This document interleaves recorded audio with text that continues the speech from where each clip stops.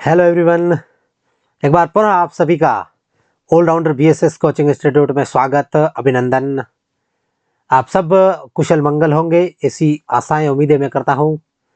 हम हिंदी विषय के बारे में जो हमारे परीक्षा उपयोगी चैप्टर हैं उसके ऊपर चर्चा कर रहे थे और उसी कड़ी में आज हम चलते हैं क्रिया। आज हमारा चैप्टर क्या रहेगा? क्रिया। क्रिया से संबंधित हमारे जो भी प्रश्न हमारे जहन में आ रहे हैं उन सभी का सॉल्यूशन यहाँ पर करने वाले हैं और उन सब को हम बढ़िया तरीके से करेंगे, देखेंगे, समझेंगे, जानेंगे, जांचेंगे। क्रिया है क्या आखिर में? आखिर में ये क्रिया है क्या? क्रिया के कितने भेद होते हैं? कहाँ कहाँ इसका प्रयोग किया जाता है और किस लिए ये काम में ली जाती है? जैसे कि आपने सुना होगा करना, होना, रोना, ये सारी क्या है? ये सारी क्रियाएं हैं। तो जिस शब्द से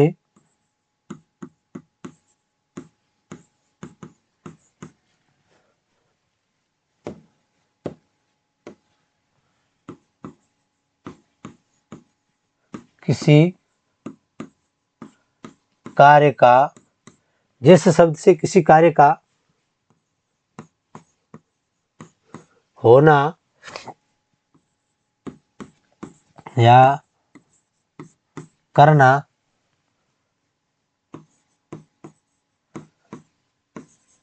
पाया जाता हो, जिस शब्द किसी कार्य का होना या करना पाया जाता हो, पाया जाता होने का मतलब क्या होगा? उनका अर्थ प्रकट हो। कौन सा कार्य कब हो रहा है, किस काल में हो रहा है, कैसे हो रहा है, इस प्रकार का तमाम अर्थ देने वाले, इस प्रकार का तमाम अर्थ देने वाले, तमाम अर्थ देने वाले शब्द क्या होंगे? क्रिया। जैसे मूल धातु तो है पड, उसमें ना जोड़ा जाएगा। उसमें क्या जोड़ा जाएगा? ना। वैसे संस्कृत उपयोगी मूल धातु रही है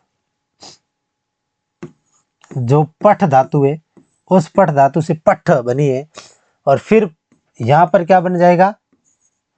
यहां पर पढ़ना बनेगा। क्या बनेगा? यहां पर पढ़ना बनेगा और पढ़ना से क्या बन जाएगा? क्रिया। ये पढ़ना है, क्या रूप है, कैसा रूप है? ये एक क्रिया का रूप माना जाएगा। इसी प्रकार रोना हो गया, इसी प्रकार सोना हो गया, इसी प्रकार खेलना हो गया, इसी प्रकार चलना हो गया। ये सारी की सारी तमाम प्रकार की क्या है? ये सब क्रियाएं हैं। क्या है? क्रियाएं हैं। अब देखिए विद्यार्थियों, अब आपको सीखना और समझना कहां पर है आगे। क्रिया के भेद। क्रिया के भेद कौन से? तो यहां पर जो अपन क्रिया के भेद पढ़ेंगे, ये क्रिया के भेद पढ़ेंगे कर्म के आधार पर।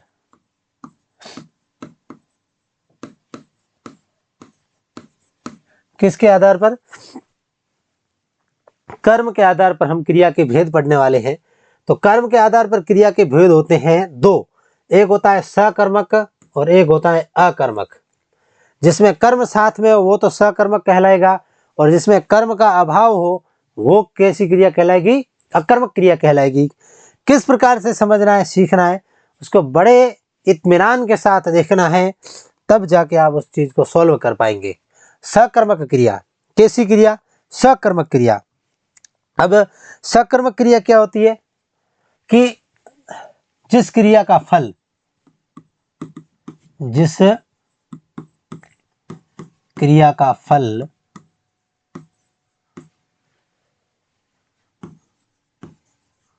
कर्म पर पड़े,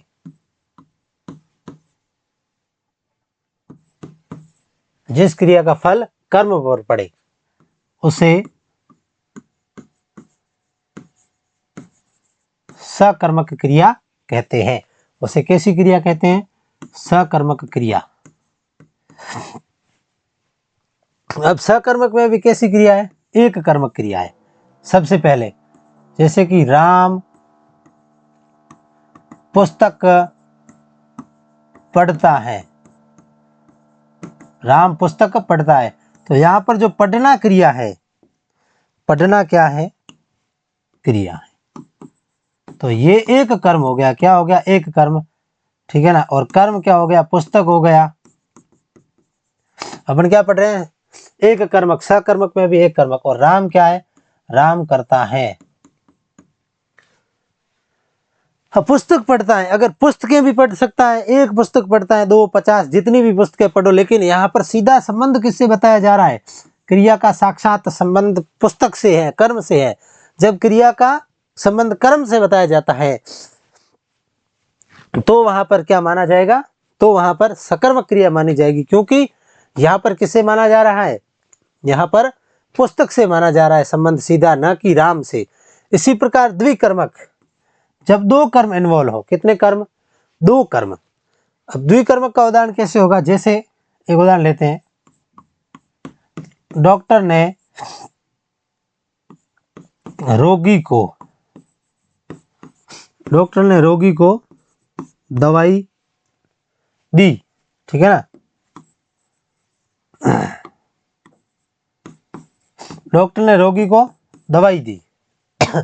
इसमें दवाई और रोगी कौन कौन, ध्यान से समझना, एक तो दवाई और एक रोगी, ये दोनों ही क्या है, ये दोनों ही कहीं ना कहीं अपने आप में क्रिया है। क्या है, क्रिया है। डॉक्टर ने रोगी को दवाई दी, दवाई और रोगी दोनों ही क्रिया है। दोनों क्रिया होने के कारण इसमें दोनों ही कर्म है, दोनों ही क्या है, कर्म है, न कि क्रिया। दोनों ही क्या है, कर्म है, दोनों ही कर्म है। दोनों ही कर्म होने के कारण कितने कर्म हो गए, दो कर्म हो गए। द्वि का मतलब होता है दो, द्वि का मतलब होता है दो, और कर्म का मतलब होता है कर्म। दो कर्म जहां पर हो, ऐसा वाक्य जिसमें दो कर्म हो, वहां पर वो द्विकर्मक क्रिया कहलाती है। और द्विकर्मक भी कैसी, द्विकर्मक सकर्मक क्रिया, क्योंकि दवाई देना ये अपने आप में दी है, जो ये क्रिया है, क्या है, ये देना क्या है, क्रिया है, देना क्या है, क्रिया है। तो यहाँ पर दो कर्म हो गए। कर्ता कौन है, डॉक्टर है, कर्ता डॉक्टर हो गया ना, कर्ता डॉक्टर है, उसने रोगी को क्या दी, दवाई दी। तो एक कर्म तो उनका रोगी हो गया, एक कर्म उसका दवाई देना हो गया, तो दो कर्म हो गए। यहाँ पर तो केवल एक पुस्तक है।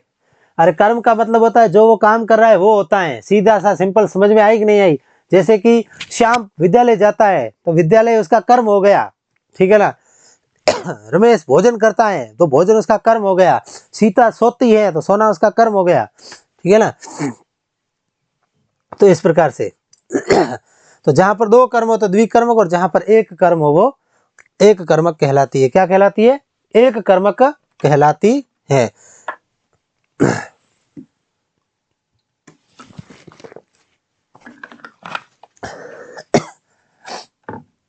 फिर चलिए अब आगे बात आती है अकर्मक की। किसकी आती है, अकर्मक की।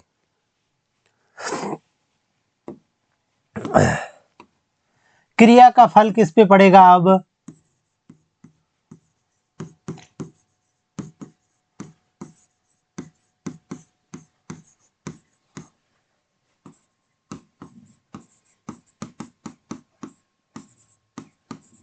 क्रिया का फल कर्ता पर ही पड़ता है। अकर्मक क्रिया में क्रिया का फल किसके ऊपर पड़ता है, कर्ता पर ही पड़ता है। ऐसी क्रिया जिसमें पूरा का पूरा जो उसका फल है वो किसके ऊपर पड़ेगा, कर्ता के ऊपर, तब क्या मानी जाएगी, अकर्मक क्रिया। क्या मानी जाएगी, अकर्मक क्रिया। जैसे रमेश सोता है, रमेश सोता है। फिर पक्षी उड़ रहे हैं।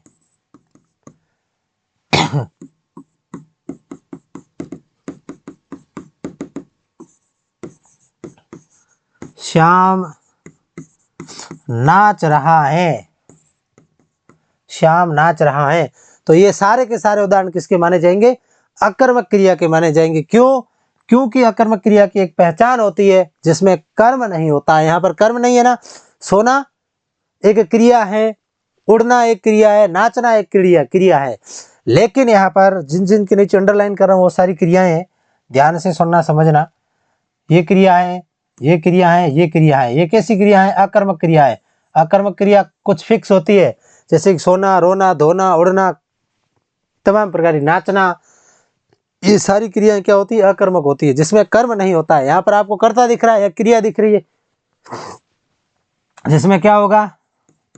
कर्ता व क्रिया, कर्ता व क्रिया, ठीक है।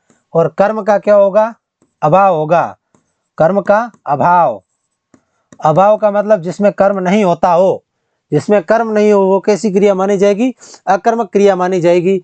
रमेश सोता है, इसमें रमेश करता है और सोना क्रिया है। श्याम नाच रहा है, अब श्याम क्या है? श्याम करता है, श्याम क्या है? करता है। नाचना क्या हो गई? नाचना क्रिया है, नाचना क्या है? क्रिया है। और ये रहा है, ये वाचक शब्द हिंदी की दृष्टि से बोले जाते हैं, इनको क्या कहा जाता है? ये वाचक शब्द कहे जाते हैं, जिसको सहायक क्रिया भी कहते हैं। आगे अपन पढ़ेंगे, समझेंगे, देखेंगे, जानेंगे, उस समय आपको देखना है कि ये क्या होती है। अब मैं आपको एक थोड़ा सा अंतर बता देता हूं। आप के मन में सवाल आता होगा कि सर जी, अब ये ठीक है अकर्मक सकर्मक, लेकिन कुछ तो हमें भी आपकी तरफ से, तो मैं मेरी तरफ से इनको एक ट्रिक के रूप में बताना चाहता हूं। अगर आप उसको ध्यान से समझोगे तो वो आपको बढ़िया तरीके से समझ में आएगा। तो क्रिया की पहचान मैं आपको बता रहा हूं। किसकी पहचान? क्रिया की पहचान। क्रिया की पहचान कैसे की जाती है, मैं मेरी तरफ से आपको बता रहा हूं। बढ़िया तरीके से अगर आपने समझ लिया, सीख लिया, तो आप इस चीज को कदापि भूलने वाले नहीं हो। क्रिया की पहचान, क्रिया को किस प्रकार से पहचाना जाता है उसके बारे में बता रहा हूं। पहली चीज है, क्या किसे व किसको से प्रश्न किया जाता है? से प्रश्न किया जाता है। प्रश्न हमेशा किया जाता है, कभी भी ध्यान रखना, प्रश्न पूछा नहीं जाता है, प्रश्न किया जाता है। जो भी बोलता है कि प्रश्न पूछा गया, वो कदापि नहीं होता है, वो गलत होता है। हम आपसे प्रश्न करते हैं, हम आपसे प्रश्न करते हैं, न कि पूछते हैं। प्रश्न हमेशा किया जाता है। किससे किया जाएगा प्रश्न? क्या, किससे और किसको से प्रश्न किया जाएगा। और अगर उसमें उत्तर प्राप्त हो जाता है, उत्तर आने पर कैसी क्रिया मानी जाएगी? उत्तर आने पर सकर्मक क्रिया मानी जाएगी। कैसी क्रिया मानी जाएगी? उत्तर आने पर सकर्मक क्रिया मानी जाएगी।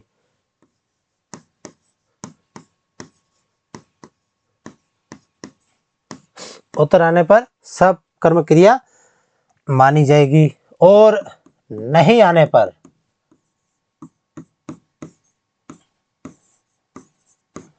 और उत्तर नहीं आने पर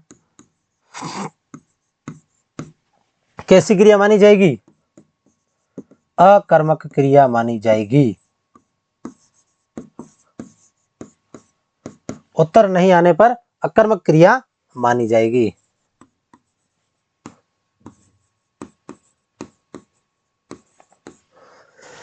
कैसे प्रश्न करना है मैं आपको बता रहा हूं। यहाँ पर समझना है, सीखना है, मेरे साथ साथ चलना है, फिर कोई कमी नहीं आएगी। जैसे राम नाच रहा है, डिस्को कर रहा है। राम क्या कर रहा है? डिस्को कर रहा है, नाच रहा है। और एक प्रश्न है, श्याम खाना खा रहा है। श्याम क्या कर रहा है? खाना खा रहा है। दो में से अब प्रश्न करो, प्रश्न करो भाई, प्रश्न करो भाई, क्या नाच रहा है? क्या नाच रहा है? यहां से प्रश्न किया जाएगा, क्या नाच रहा है, कर्ता को छोड़कर क्या नाच रहा है। अरे क्या नाच रहा है, उत्तर ही नहीं आ रहा है। उत्तर नहीं आया तो सीधा सा उत्तर क्या आ जाएगा कि ये कैसी क्रिया है? उत्तर नहीं आने पर अकर्मक क्रिया क्या मानी जाएगी? उत्तर यहाँ पर नहीं आया, क्या नाच रहा है प्रश्न पूछा, उत्तर नहीं आया, उत्तर नहीं आया तो कैसी क्रिया हो गई? अकर्मक क्रिया हो गई। क्या मानी जाएगी? अकर्मक क्रिया मानी जाएगी। ठीक है, अब आगे देखिए, श्याम खाना खा रहा है। क्या खा रहा है? खाना खा रहा है। किसे खा रहा है? खाने को खा रहा है। किसको खा रहा है? खाने को खा रहा है। उत्तर आ रहा है ना? उत्तर आ गया। इसका मतलब कैसी क्रिया है? सकर्मक क्रिया है। उत्तर आ गया है। उत्तर आने पर, उत्तर आ गया है तो उत्तर आ गया मतलब प्लस है, तो कौन सी क्रिया हो गई? क्रिया हो गई सकर्मक। कैसी क्रिया हो गई? सकर्मक क्रिया हो गई। यहां पर इतनी सी बात का आपको ध्यान में रखना है कि क्या किसी किसको से प्रश्न किया जाता है, उत्तर आने पर सकर्मक क्रिया मानी जाएगी, उत्तर नहीं आने पर अकर्मक क्रिया मानी जाएगी। और राम नाच रहा है। क्या नाच रहा है? पता नहीं, नहीं उत्तर आया ना, तीनों का उत्तर आना चाहिए, नहीं आया तो सीधा सा क्या माना जाएगा? अकर्मक। और श्याम खाना खा रहा है, उत्तर आ गया, क्या खा रहा है? तो खाना खा रहा है। ठीक है ना। रमेश दौड़ रहा है। क्या दौड़ रहा है? पता नहीं, उत्तर नहीं आया तो अकर्मक है। क्या है? अकर्मक। ठीक है ना। लेकिन रमेश पुस्तक पढ़ रहा है। रमेश क्या पढ़ रहा है? पुस्तक पढ़ रहा है। उत्तर आ रहा है ना, तो उत्तर आ रहा है तो क्रिया की पहचान करते समय क्या माना जाएगा? ये सकर्मक क्रिया है। कैसी क्रिया है? सकर्मक क्रिया है। इस प्रकार से आपको इन छोटी छोटी बातों का ध्यान रखना है। अगर आपने इसका स्क्रीनशॉट नहीं लिया है तो प्यारे विद्यार्थियों आप ले लीजिए स्क्रीनशॉट, और स्क्रीनशॉट लेकर बढ़िया तरीके से इसको याद करिए। स्क्रीनशॉट नहीं ले सकते हो तो कोई दिक्कत नहीं है, इसको एक बार आप लिख लो बढ़िया तरीके से, इसको रोक के, देख के, समझ के और बढ़िया तरीके से इसको आप कर सकते हो। और उदाहरण लिखो। मैंने तो यहाँ 2 उदाहरण दिखे आपको बताए हैं, और भी उदाहरण आप लिख सकते हो। अब अकर्मक से सकर्मक में परिवर्तन, चेंज ऑफ पेस। क्या कर रहे हैं? चेंज कर रहे हैं। हंसना और हंसाना। हंसना से क्या बनाया? हंसाना। राम श्याम को हंसाता है। किसे हंसाता है? श्याम को। उत्तर आ रहा है ना, तो सकर्मक हो गई। राम श्याम को हंसाता है। राम किसे हंसाता है? तो श्याम को हंसाता है। उत्तर आ रहा है ना, तो कैसी क्रिया हो गई? क्रिया हो गई सकर्मक। लेकिन राम हंसता है। क्या हंसता है?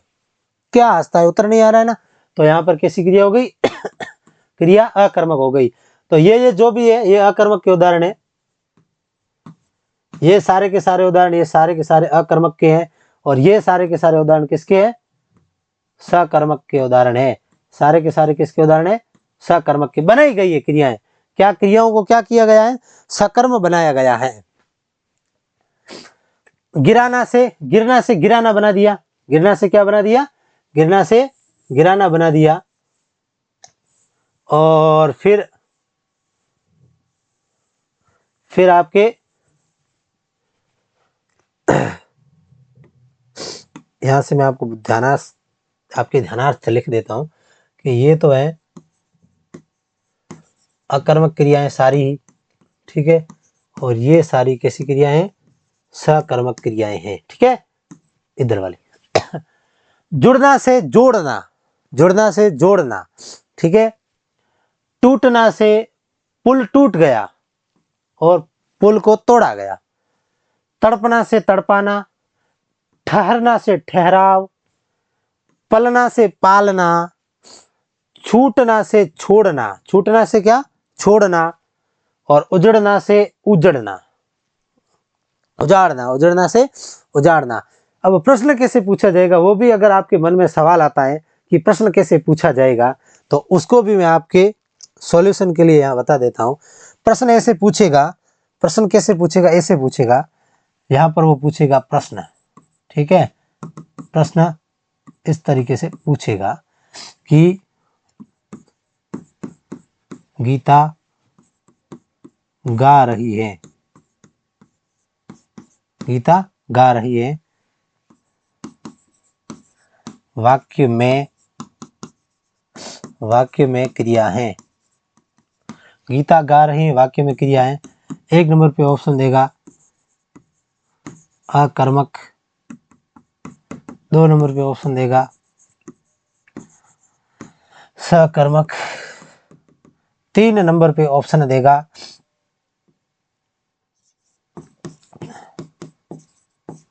प्रेरणार्थक क्रिया, और 4 नंबर पे ऑप्शन देगा आपके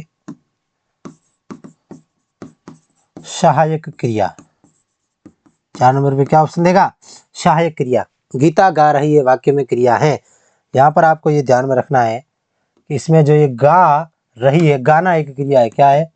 गाना एक अपने आप में क्रिया है। तो इस प्रकार का प्रश्न आपसे पूछा जाएगा। अब आपको उत्तर बताना है इसका। गीता गा रही है वाक्य में क्रिया है अकर्मक, सकर्मक, प्रेरणार्थक और सहायक क्रिया।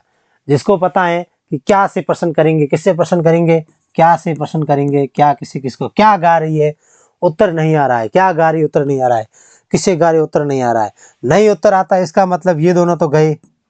ठीक है, अब बचा क्या? अब सकर्मक और अकर्मक। सकर्मक में उत्तर आना चाहिए लेकिन उत्तर नहीं आ रहा है, इसका मतलब ये गया। पीछे हमारा उत्तर क्या बचा? अकर्मक उत्तर बच गया। क्या बच गया? अकर्मक उत्तर। तो उत्तर क्या माना जाएगा? उत्तर माना जाएगा अकर्मक। इस प्रकार के सवाल परीक्षा में पूछे जाएंगे। इस प्रकार से आपको बढ़िया तरीके से सॉल्व करना है प्रश्नों को। ठीक है प्यारे विद्यार्थियों, आपने बढ़िया तरीके से इसको समझा होगा, देखा होगा, जाना होगा। आगे भी आपसे यही अपेक्षा है कि आप इसको बढ़िया तरीके से देखेंगे, समझेंगे और जांचेंगे, और हम अपनी आगामी कक्षा को जोड़ेंगे इससे, और रचना के आधार पर जो क्रिया है उसके ऊपर हम डिस्कस करने वाले हैं, चर्चा करने वाले हैं। तुरंत जल्दी ही हम आपसे मिलने वाले हैं।